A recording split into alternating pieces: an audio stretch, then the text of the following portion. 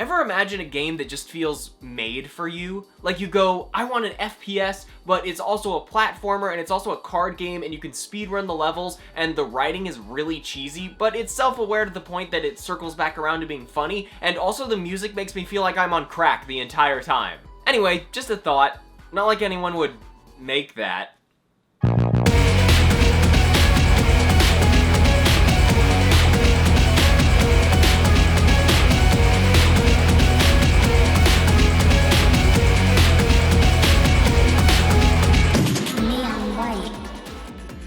Oh.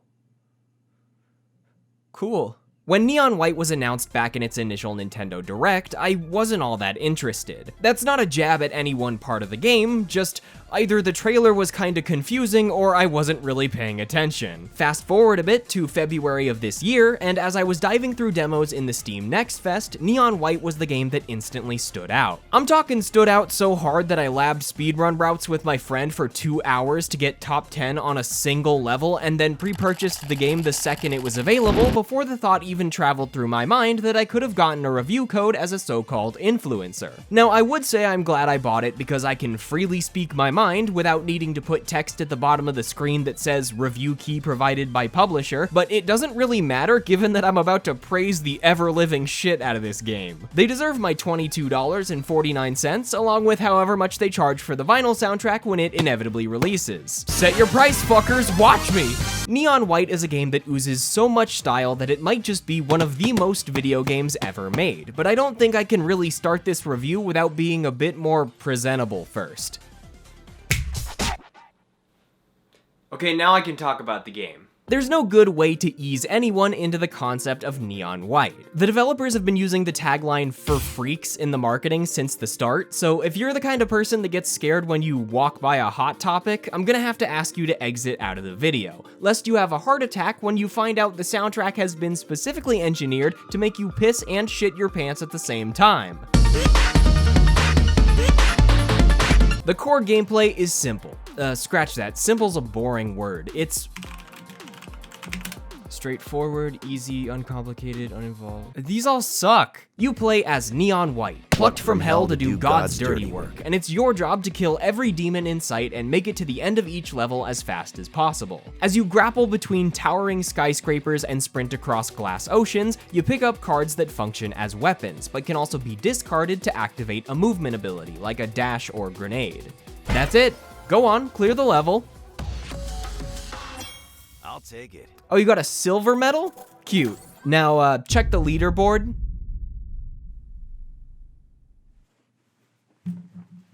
Speedrunning every level to perfection isn't required to complete the game, but at its core, Neon White is a speedrunning game. Every weapon and level has been so intricately crafted, so painstakingly designed to inspire the inner sewer rat to emerge from within and spend hours clearing a single 10-second level over and over again. I know that kind of gameplay loop isn't for everyone, but if you don't at least get an ace medal on every level, then I'm allowed to make fun of you and you can't call it cyberbullying or turn off the computer. It's an incredibly basic concept that feels pretty underutilized in the realm of video games, as it opens up the joys of going fast to a wider audience. The game prioritizes the intricacies of each weapon card and ability, rather than difficult movement tech like bee-hopping or wall clips that isolate many speedruns to the shadow realm inhabited by only the most dedicated of players. Neon White also nails the feeling of intrinsic motivation that draws so many players to speedrunning and competitive multiplayer games, without imposing unrealistic expectations on the casual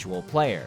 To earn the game's ace medals, you usually need to find a shortcut. After earning a gold medal, the game will even give you a hint to guide you towards a faster time, eventually instilling within your rapidly expanding gamer brain the ability to find even better skips and create routes on your own. There will obviously be videos in the future that detail and organize every world record, but I think embracing the puzzle-solving element of the game and attempting to clear levels without guidance is integral to getting the full experience, conveying the feeling of discovery found at the heart of speedrunning. The game is designed for you to break it, in a sense. It wants you to experiment with just how far every map, every card, and every enemy placement can be manipulated for the fastest possible time. There's literally an achievement for skipping an entire phase of the first boss fight. Getting a faster time isn't where the critical thinking stops though. There's a single gift hidden in every level that completely removes speed from the equation, turning Neon White into something of a puzzle platformer. Gifts often require you to save up cards you would have used for fast progression to instead cross massive gaps or bust through hidden floors. They end up being pretty fun to search for as you realize you kinda sorta haven't been looking at the details of each map while blasting through them at Mach 20. These gifts can then be given to side characters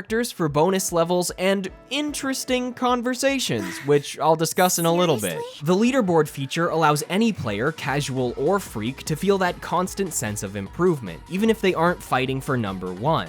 Just shaving a fraction of a second off of your favorite level and watching your username bump up in the rankings, or working on a route for an hour to reclaim the top spot amongst your friends absolutely demolishes the old dopamine receptors and turns what is already an impressive single-player title into an incredibly replayable experience. It's been quite a while since I was this pumped for a game's release and felt that overwhelming sense of excitement all the way through.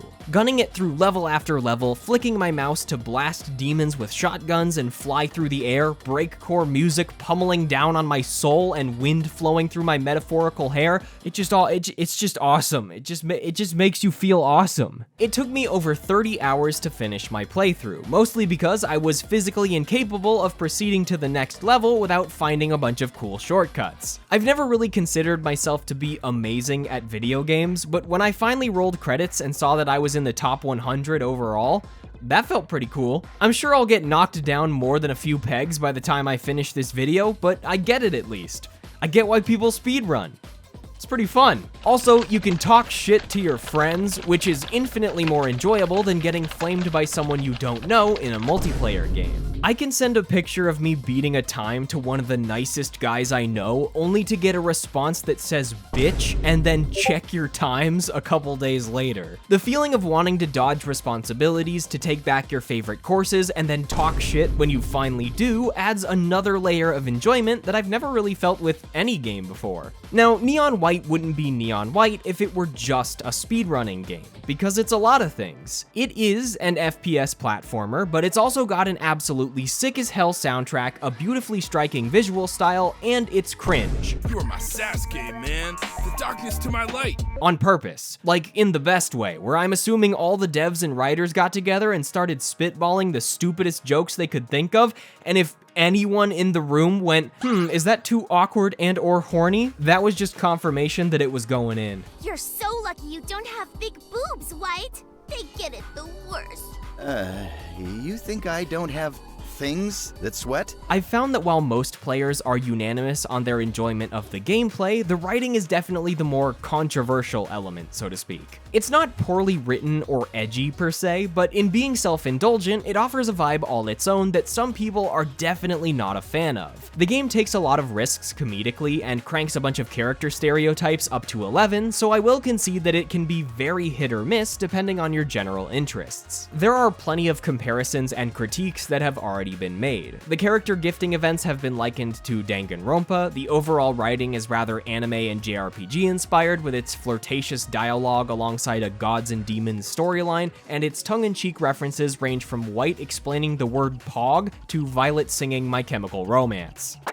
Hi, it's editing me awkwardly interrupting the video to go on a tangent and say, can we stop with the whole comparisons thing? I've played all the Danganronpa games, I don't see it, and I saw an article that said, think Pokemon meets Overwatch meets Fire Emblem? What the fuck does that mean, guys? I know that plenty of players will take one look at Neon White and press F to skip all the text, but I think it's a key part of the aesthetic that makes the game stand out. The levels move at such a breakneck pace that after playing them time and time again, it's actually kinda nice to have a breather to make sure you don't burst a blood vessel. I'll agree with reviews that the story is nothing groundbreaking, the writing isn't perfect, but I also don't think people are giving it enough credit. That, or they're just skipping all the dialogue to get to the next level, and yeah, it would probably seem bad if you don't read it. When evaluating a game, I think it's important to identify where the creative focus lies. Many games are considered masterpieces even if they aren't a 10 out of 10 in every regard. Mario isn't really trying to break new ground in storytelling, nor does Disco Elysium require much more input than walking around and clicking on dialogue choices. I'm not saying games can't do more than one thing, but Neon White isn't trying to write a best-selling novel, it's trying to do a sick trick at the skate park. Wait, you really think I'm smart? Sure, for a baby. Not this again. Go back to complimenting me. Tell me I'm sexy or something. I can't tell a baby he's sexy. I'll go to jail. Criteria for New York Times bestseller. The first area you explore is an unsettlingly perfect seaport filled with blinding white structures and an ocean of glass that stretches endlessly into the horizon. This location is where the Neons first awaken to hunt demons, but it isn't until later that you learn how they arrive at the surface. Each year, the believers choose the sinners who are easily manipulable or hard-headed, the ones that are buoyant enough to rise from the depths of hell. But White, weighed down by his mistakes and regrets from life, sinks year after year until Red decides to pull him out. And I don't know, I think that imagery is pretty fucking cool. And then they do a fan service beach episode and you go, wow, now this is a video game. There's something strangely enjoyable about the game's tonal whiplash. One moment you'll hear Violet screaming, I said, is it White's flat ass? Immediately followed by Red giving a heartfelt speech about the value of forgiveness, followed again by, and I cannot stress this enough, a real line that I didn't pay Steve Bloom after the fact to record or anything. It's like how you can never be a true gamer if you only ever play on easy mode. That was real. That's in the game. What really makes Neon White special, though, is its overwhelming sense of style. Not in shamelessly ripping off existing tropes, but embracing a collection of varied inspirations wholeheartedly, in a way that feels like a handmade gift for the freaks. The devs included. The game is for freaks by freaks. There are plenty of games, movies, and shows with uncomfortable references or attempts to shamelessly appeal to the widest possible audience. For example, I enjoyed the Sonic movies quite a bit as a diehard fan, but every time he made a pop culture reference that wasn't funny before the movie even hit theaters, I gagged in my mouth a little bit. Neon White, on the other hand, feels as endearing as it gets, even if some of the references are a little awkward, quirky, cringe. You know, I met this other Neon earlier who was a total simp. They're cringe, okay? It's a game where sinners from hell wear animal masks and tight-fitting leather outfits to shoot demons with gun cards. The fuck were you expecting? There are so many lines that are just the stupidest sentences I've ever heard, and if I heard them in a big-budget game or movie, I would probably die on the spot. But they're so genuine here, delivered with such enthusiasm by the voice actors, that it all ends up being really enjoyable. The occasional breaks from absurdity slowly reveal a cast of endearing weirdos, and a story engaging enough to be a gameplay motivator on its own, rather than purely being driven by unlocking another set of levels. There's this meme that says, do not kill the part of you that is cringe, kill the part that cringes. And to an extent, that's how I feel about Neon White. If you turn your brain power down just a little bit, not like all the way off, because you're still gonna need it when you get back to aiming for red aces. Oh yeah, did I mention? Ace isn't the fastest time, it's actually red ace, which is the hidden developer time, and I only have like half of them because goddamn, that motherfucker is fast. Anyway, if you turn your brain down just a little bit, there's a lot of fun to be had, getting sucked up in a world that feels like, well, I think other reviewers have described it along the lines of an AMV if it were playing on Toonami in the back of a Hot Topic in the late 90s, but I was a baby at that point in time, so I'll just say it feels cool. Like it's trying to be cool, as hard as it fucking can. Neon White is the awkward kid at school, the one that nobody really talks to or knows anything about, and it walks up to the other kids and says, watch this, I'm gonna do the forbidden triple kickflip, and everyone watching gasps and says, the forbidden triple kickflip? The move that no one's ever done before? That's a death wish, you won't make it. But Neon White jumps as high as it can, puts a cool mask on while doing the kickflip, starts blasting what can only be described as ADHD music, puts on sunglasses over the cool mask, screams, "Let's fucking go" in the intro cutscene, makes a Sonic Adventure 2 reference, and then sticks the landing.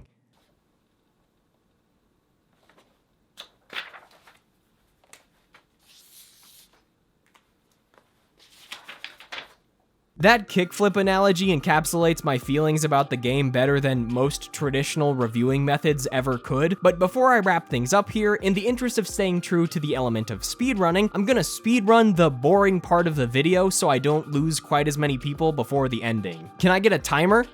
Okay, time is when I say appreciate it. All right, and go. Please consider subscribing if you enjoyed the video, and also if you want to support me and these dumb videos I make, you can toss me a couple bucks over on my Patreon, which is linked in the description, and I would really appreciate it. Time. Oh, 877, that's a world record! Everything about Neon White just feels like it was made for me. Sure, I know that there are thousands of other players falling in love with the game as well, but to make an experience this unapologetically stylish and niche means alienating a large swath of potential customers. But as a player, when you stop giving a shit about what other people think and instead look for something to fuel your inner freak, that's often where you'll find an experience that resonates with you personally, far stronger than anything made for the masses. And it's exactly how I found one of the sickest video games I've ever played. Not bad for a dead guy, huh?